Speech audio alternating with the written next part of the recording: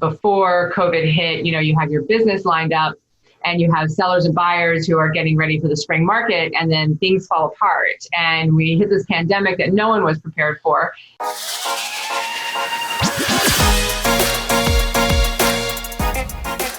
Hello and welcome to episode 8 of the Smart Agents Podcast. My name is Michael Walter and I'll be your host.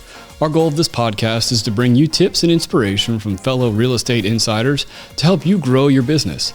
Now, before we get into today's interview, make sure you follow and subscribe to the show on whatever platforms you listen to podcasts. You can find it on everything from Apple Podcasts, Google Podcasts, Spotify, you name it, we are there. Also, as you can see if you're watching this on YouTube, make sure you subscribe to the Smart Agents YouTube channel. Click the bell to get notifications when each episode is uploaded. In today's episode, we meet Megan, an agent based out of Pennsylvania, and during our conversation, we discussed how she has had to navigate working through the pandemic with kids at home and how she is using every opportunity she can to build her sphere of influence. Just kind of getting started out, could you tell me a little bit about where you're at and how long you've been in real estate?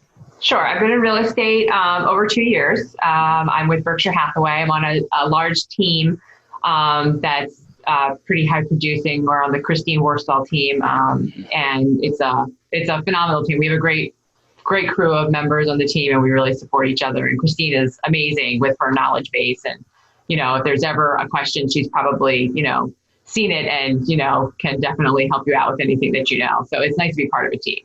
All right, where are you at in the country? I'm in Pennsylvania on the East Coast, so right outside of Philly suburbs. So we do Chester County, Montgomery County, Bucks, Delaware, inside of Philadelphia. We do. In fact, several of us will be getting our New Jersey license as well fairly soon. So we'll be crossing the border there and going to Jersey. Right. How's a lot of clients that will purchase vacation homes at the Jersey Shore. Right. How's the market been there the last several months? Been crazy. It's been on fire. And it's been a challenge to work through, even though that there's very, very low inventory, and we have a lot of buyers that have come out because of the low interest rates, but it was also challenging in the respects that before COVID hit, you have your business lined up and you have sellers and buyers who are getting ready for the spring market, and then things fall apart. And we hit this pandemic that no one was prepared for. And our sellers, we had a long list of sellers that were like, I'm not going anywhere. I totally understand. And then you had a whole bunch of buyers who were ready to buy, and then they landed on unemployment. And so then that makes them ineligible for a mortgage at the moment. So, we're still playing a waiting game and trying to get people, to where they feel comfortable and where they need to be. And navigating offers for your buyers in this time right now is challenging when there's usually a multiple offer situation, Right. Yeah. So how did that, I guess take me back to March when everything kind of just went crazy there for those first few weeks. What was that initial kind of reaction, in your office and just you personally, with your business? Yeah, it was a shock. I also have 4 children, so and I'm a single mom, so it was a large shock. So all of a sudden now everybody has to stop what they're doing, and everybody's at home, and we're all trying to figure out what the heck is going on. And then because we were in Pennsylvania, we were completely shut down, where other states had other modifications that were made available to them, and being able to show things, do things virtually or even in person with lots of social distancing, rules that applied.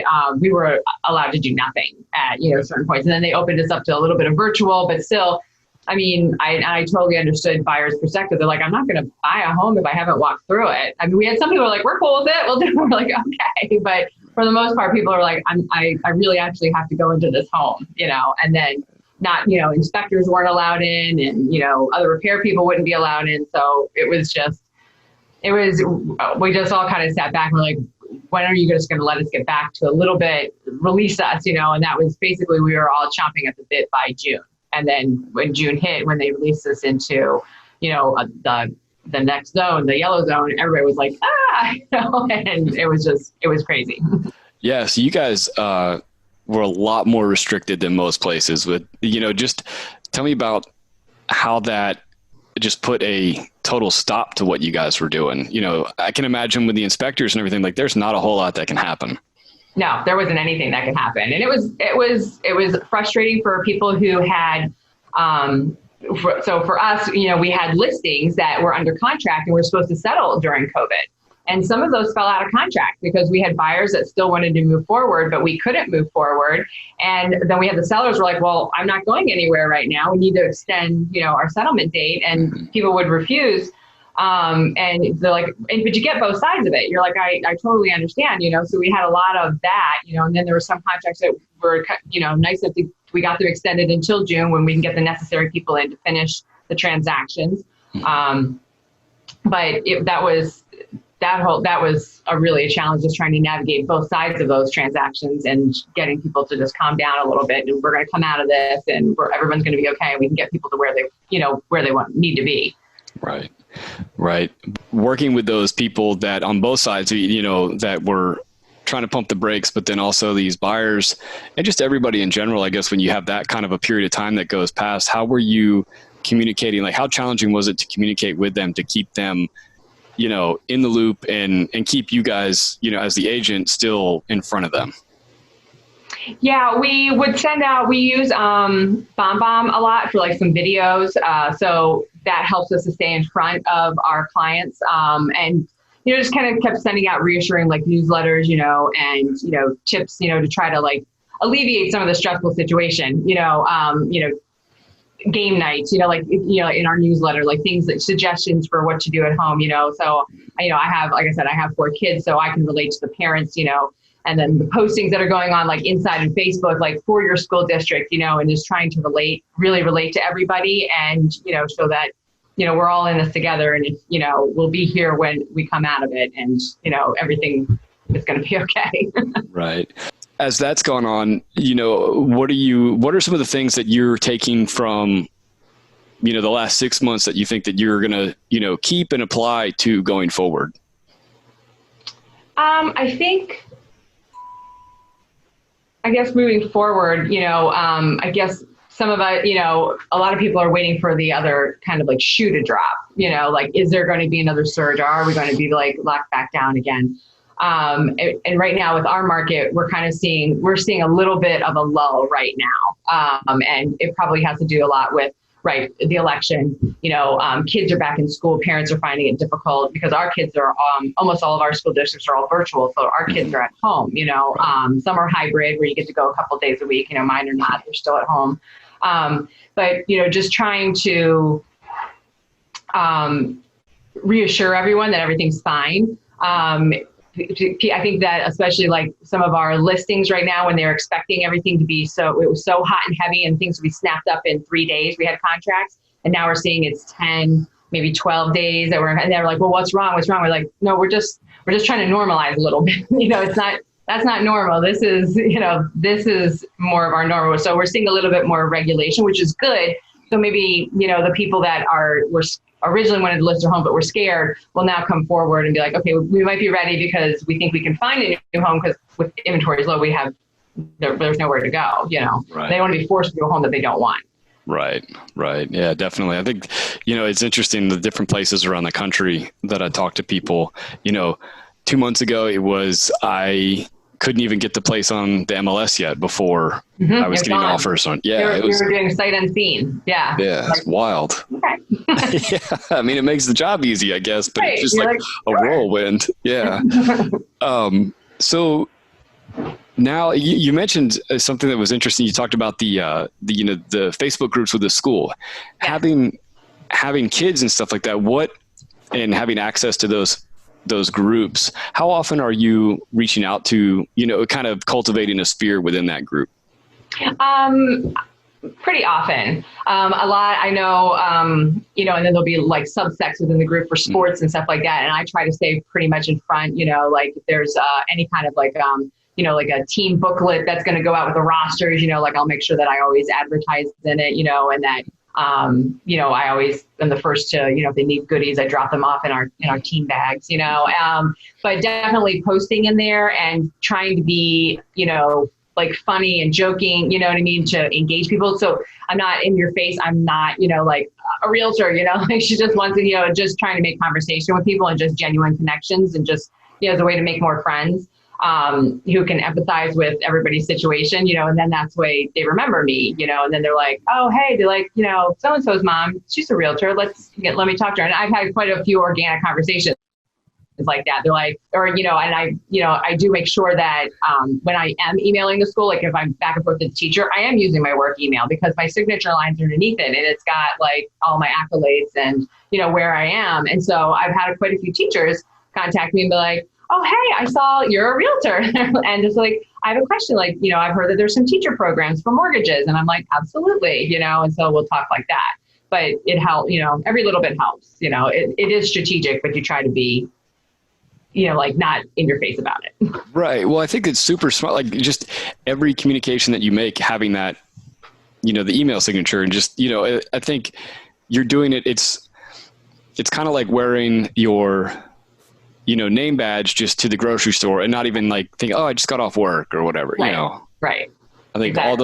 all those little things lead up to a potential conversation that. Right. You just never know. Right. And, so you said like that you've gotten quite a few conversations started and even, and clients from that. That's awesome. Yeah. Yeah. It pays, to not be super in your face, but just be in the background, and if you're a friendly face, then you're not so scary to ask questions. A lot of people are afraid of us, because they always think that there's always something up, you know what I mean? And a lot of people, especially first time home buyers, don't know anything about the home buying process. And so they're scared of it. When you don't know, you're scared of.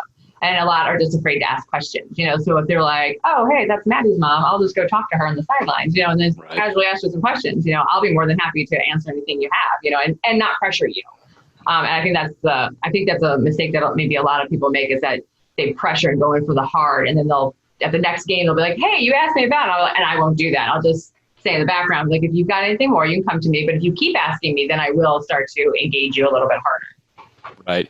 And that also brings up the point that it is very important to stay up on the current trends. And, like if you are at that game or whatever, and somebody asks you a question, you need to have that answer for them. You should definitely know what your mortgage rates are, and you should definitely know what your market's doing. Yeah. Right. So you can talk intelligently about it. Right. Right. And then also, you could always, I know some people say, oh, I don't have that information quite yet, but let me get it back to you. And so you're gathering that contact information too. Right. Absolutely. Yeah. Absolutely. Which I think is super smart. What's your biggest, I guess, way that you get listens? Are you niche based? Are you more referral based? What's your kind of focus? I'm probably more referral based. And I do. I depend on, the people that I've worked with, to, recommend me, always, do a good job, and, please, and we ask for referrals. We do a nice referral program for our clients as well. So when they refer people to us, then they receive some gifts, and, as they move up down the line, the gifts get a little bit more, substantial. And that helps to remember, for them, because we stay on top of them with a newsletter, that's like home maintenance and but also with that referral program, they're like, oh, hey, I've got 10 of these coming up, we're going to dinner, so it's like they remember that, and they remember all the thank you gifts that we send. It's an automatic trigger, as soon as somebody refers us, whether anything happens or not, we're like, hey, we sent, there's a thank you card and a box of brownies that go out, and they're like, hey, thanks so much for that referral. I really appreciate you thinking of me. I promise I'll take good care of them, and let me know when there's somebody else, but that way they always remember that we know, that we're thankful to them. Right. So is that something within your company that you've kind of automated, or is that another service that you're using to kind of automate that? Yeah, it's a service that we use. We use AMC cards. And so then they have, you could do an Amazon gift card or a Starbucks gift card or a box of brownies or a box of cookies, and then it's a quick, thank you, type in their address and just send, and they take care of it, and They send it out. No, I think that's super. So I was talking to another agent in Florida that kind of does the same thing, and he's seeing great success with that. Yeah, it is. Everybody likes to thank you, especially when you recommend something, they're like, oh gosh, I didn't even realize I told Susan to call you, and Susan did. That's awesome. It really works out well. They really appreciate it. And we appreciate the referral. We'd like to say thank you for it. Right. Definitely. I think the positivity is both ways, as the person that's giving the referral, you think, oh yeah, my recommendation was, a good one. And so they're going to, they see me in a positive light, but then also for you, it's, those, that conversation that you're starting is warm already because they've heard about you and they already have a kind of a positive image or, right. Mindset. Exactly. Right. So if I have, one client I worked with and, they had a great transaction and then they told their friend Susan, and then Susan has a great transaction. I have two people in the same circle who are now, they're like, oh my gosh, you have to talk to her, and that's the kind of the case right now. Like I just got 4 and everybody was like, oh my gosh, you have to talk to her. And they're like, she'll get it done. You're going to get that house, and so I'm super excited to work with them, but it just means it speaks volumes and it spreads exponentially, so when you have, especially if they're all kind of running, then they're like, wow, you really have to talk to her. If all 4 of these people are saying that, and then it's 4 more people go out and start saying it, and it just keeps building, which is awesome. Right. And I think being able to build on that sphere through your kids, sporting events and the school, I think that's, I think sometimes people are afraid to talk about what they do professionally or whatever, but you kind of, in the real estate game, you kind of have to. You kind of really do, like this is our business, we're a public forefront business, and right. You should be getting a lot of business from referrals. Like, a lot of people, they say they don't want to tap into their sphere and bother them. And I don't think it's the way that we do it. I don't believe it's bothering them, because like I said, we try to do it in such a gentle manner that we're here, just to make sure that everybody's aware of us, and have the knowledge that they want when they want it. But we're not in your face, but we're still there in the back burner, and you'll know that we're here. Yeah. It's a fine line you have to walk, before you're obnoxious. So. Right. Well, I don't want to take up too much more of your time, but tell me, I guess, kind of going forward into like the next year, what kind of planning or what kind of steps are you taking now to kind of set yourself up for next year? Yeah, I think we're kind of at this point, we're starting to take a look at all of our contact lists and, trying to regroup from last year and see who, was put onto, the back burner because they didn't want to move, the people that do, are they going to be ready to sell coming up this spring? Buyers, have they gotten, their employment situation, handled, is there anything that we can do to help them, things like that. So it's really, trying to get these like 2 lists together, and then take care of the new ones that are coming in, make sure everybody's in the right pipeline, everybody's getting the right newsletter. It's kind of like when we start doing our cleanup, we're not, we are seeing a little bit of a market slowdown where typically we would be a lot slower now. We're still kind of really churning along. So we're still like, we need to have our planning sessions, but at the same time, we don't actually have the time quite yet to do it. So we actually have to sit down coming up pretty soon to get our 2021 year planned out and what goals we're going to hit. And so that'll be good. We gotta get it all together for next year. Right. It's so over. It's so weird. That March to April timeframe seemed like it took forever. And now it's like, oh man, it's almost the end of the year. Yeah.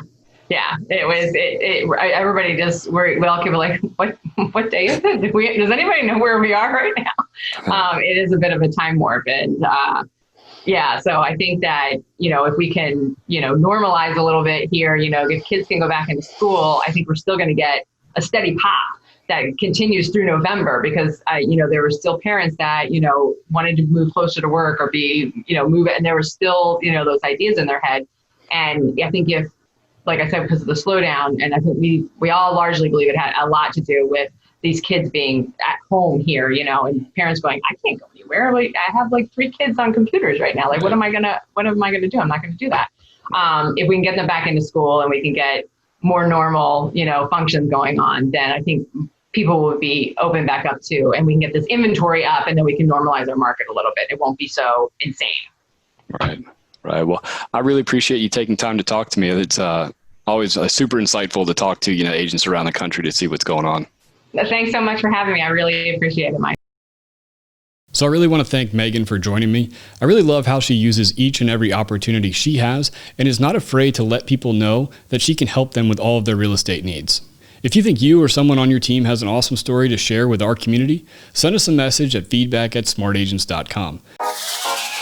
Well, that wraps things up for this episode. But remember, follow the show wherever you listen to podcasts and make sure you subscribe to the Smart Agents YouTube channel. Again, I'm Michael Walter, and we'll see you on the next episode.